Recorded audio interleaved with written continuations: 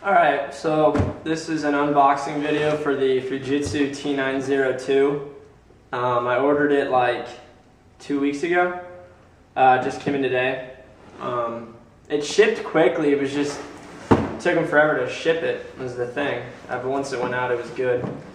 So, I already cut the tape on the lid, but this is what it looks like coming out of the box. You got accessories below and the computer on top. Honestly, not a great packaging gig. Broken styrofoam. This is the computer. And here's the accessory box. Move that out of the way. So I'm gonna get to this in a second. I'm gonna hold off on the only part you really care about. And I guess let's look at this first. So I've been using a T5010 for about 3 years now. My accessories came in a really similar box actually. So as you can see, it doesn't look very well packaged. Everything's kind of rolling around in here. When I picked it up, I noticed that too. I could tell there was like loose stuff in here. So first thing is this guy. This looks like a placeholder for the modular bay. If you don't have an optical drive or a battery to put in it, I guess this is what you would put in. There's no places to like mount a hard drive, so that's not what that is. I don't know why they included this, because I'm pretty sure the optical drive comes with it free, so I don't know why you would opt out of that, but that's what that is. So now we got, let's see, what's supposed to be my modular battery. Again, these things just floating around. Whatever. So I ordered an extra battery, which I think is a must-have for these computers. When are you ever going to use the optical drive anyways? It's kind of archaic at this point. Looks good, except this bezel piece seems to be kind of loose. You can hear it's kind of clicking. That's kind of weird. Hopefully it's not noticeable when it's in the computer. I don't know, it looks like it can just pop off though. Yeah, it does. It'll just pop off, that's weird. Huh. That's different. My other one, this was all solid. On the T5010, this was just a solid piece. So, definitely glad I got that thing. Got like a cleaning cloth, stylus. I don't think this is extra. I don't think they ever give you extra anything. Such a giving company. And then the power cable, obviously. Drivers, boot disc, whatever, recovery disc, and looks like some kind of a necklace thing, I don't even know. Whatever, so that's what that comes with. So let's look at the laptop real quick. Get all this stuff put back in here. Alright, so now the more important part.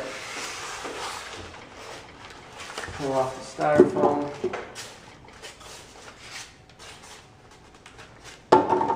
So here it is. In my opinion, it looks way cleaner than, again, the T5010. I know the T901, I don't think it looks too much different than it, but much bigger hinge, looks a lot better than what I'm used to, which is kind of cool. Good to know. Let's get it open.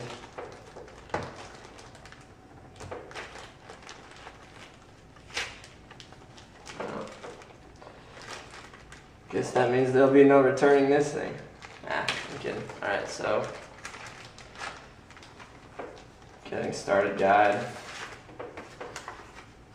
So exciting. Yeah. So the computer. Alrighty, so here we go. Looks really clean. Is this how you pull the battery out? Yeah, it is. Push that over and then maybe pull up on this guy. Or down. No, definitely up. So I guess it's kind of easier to remove. On the other one, on mine, I had to unscrew it. Doesn't look like you have to here. So hard drive, memory, I don't know what that is, air filter, whatever. Got a sticker over here. Open it up. That is slick. Again, I'm coming from that older model. This is way better in my opinion. Way cooler looking. I got the i7 in it. And I just got 2 gigs of RAM. I bought a bunch off Crucial, so I'll have 16 gigs when I get that installed. But and then I'm gonna put in a new hard drive as well. I got the cheapest option, but it looks really good. Just got your typical 2 buttons. Keys are really nice, actually. Good tension. A good. It's lifted up high enough, and it's got a good enough feedback. I like it a lot. That's great. Okay, so I just wanted to do. I'm gonna finish this video up really quickly. I ended up changing rooms real quick so that I could get a better angle and not also kind of reduce some of the glare I was getting. So this is a couple days after that last video. I've since configured the computer. I'm going to make this quick, but a couple more things I'm going to point out to you guys before I get into the I/O part. So here's the power adapter that it comes with. You can see this top piece is at a 90-degree angle. It's permanent, doesn't really come off, and then the bottom part does. So it's typical of a normal AC adapter. It's about 7.5 feet long, decent size. So as far as the computer goes, this top part is metal. Feels good. This bottom bezel piece is plastic. It's got a great hinge, which I'll speak to more in a second. As far as I/O goes, you have, if you can see this, you have a headphone, microphone, 2 USB 3.0 ports, HDMI, a little smart card slot up above there, VGA and your AC power port, and then a fan, your fan vent. On the back we got an Ethernet port and 1 USB 2.0 slot. On the other side you have your modular bay, which is it's really nifty. All you do to pull stuff out is just flick this little switch and it pops out. It's just a little latch, really simple. Honestly, it's one of my favorite parts of this line of computers that Fujitsu makes is the modular bays. They're super convenient. Also, you have another USB 2.0 port, so 4 USBs total. You have your the little slot where you would stick a security cable, one of those locks if you want to use one. It would go in there, and then you also have a slot for a lanyard if you want to use it for your stylus. That's what the little string was I talked about in the first video. It was a lanyard for the stylus. So the stylus actually sits in back here, and I'm really not impressed with this design. For one main reason, you have to have the laptop has to be picked up off the table in order to get to the stylus. It's a slot way back here, and you actually have to kind of have like a fingernail to get to it. So you just kind of flick it out, and it pulls out. It's friction that holds it in, not magnetic. So not really that good. I'm really not impressed at all. It's kind of annoying, but whatever. As far as the front goes, you have the memory card slot here. Wi-Fi toggle and a couple indicator lights, charging, power, battery 1, battery 2, and hard drive read and write. So real quick before I get into opening it up and showing just a brief intro to the software and whatnot, I wanted to compare it to my old model and just kind of give you a size comparison. So this is the T5010. If we stack them really quickly, you will see that this new T902 is much thinner than it. It's like almost half the size, or half the height. As far as width goes, it's a little bit wider than it because it's supporting that 16:9 screen. And let's do one last measurement. Length, depth, whatever you want to call it, it's about the same. So, and it's like way lighter than it too. I wouldn't say half the weight, but significantly lighter than this heavy now piece of junk. So I like it a lot. So let's open it up, take a look. So the screen is great, really impressive. The resolution is definitely a huge upgrade. Let's see if you can see this. Zoom out really quickly. Oh, wrong way. Sorry. Okay, so turn the brightness down. I can't do that unless I log in. Okay, so the resolution is a really good improvement in my mind. I think it supports 720p natively. I think it comes at around 1680 by like 800 or something. So definitely an improvement. You've got the Gorilla Glass on top, and you can see just by looking at it, you got the webcam up here. I think it's HD, and an ambient light sensor for dimming the display automatically or adjusting it to the brightness of the room you're in. You have the classic toggle buttons. You have a menu start, a start button, volume toggles. This is a screen. This is kind of like it either enables or disables the accelerometer, which is it's in charge of controlling the orientation of the screen. So if you click it, it'll disable it, meaning it locks whatever orientation it's in. If you re-enable it, whichever way you turn the computer, the screen will turn to match it. So also you have a couple more buttons, and these can all be customized if you want. Stereo mic inputs, one there, one here, and the two speakers are down here, one down here and another one down here. They're significantly louder than than this older model was, which is good for me. In my case, my brother's Mac was like 3 times louder than that thing was, which got really old quickly. So it's good that they gave it a little bit better stereo on it. It's not nuts, but it's notable. You got your fingerprint reader here, a couple more indicator lights, caps lock, num lock, whatever. The screen itself, this is actually kind of funny.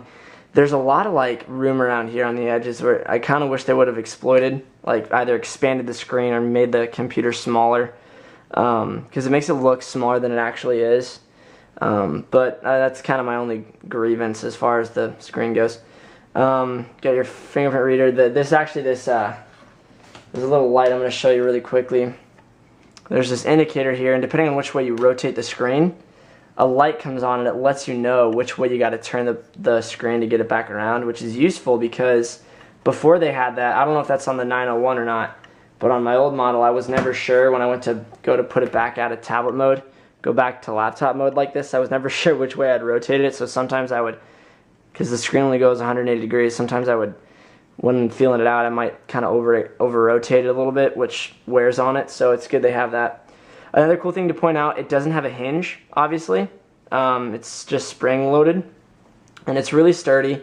Oh, something I need to compare really quick. I'll do it in a second. But so on the screen, it has these little spring loaded tabs here on the side, and they kind of fit into these slots. So when you have it shut, either in tablet mode or just laptop mode, it helps to keep it from rotating while it's shut. And you can see here's those same tabs on the sides there, if you can see that.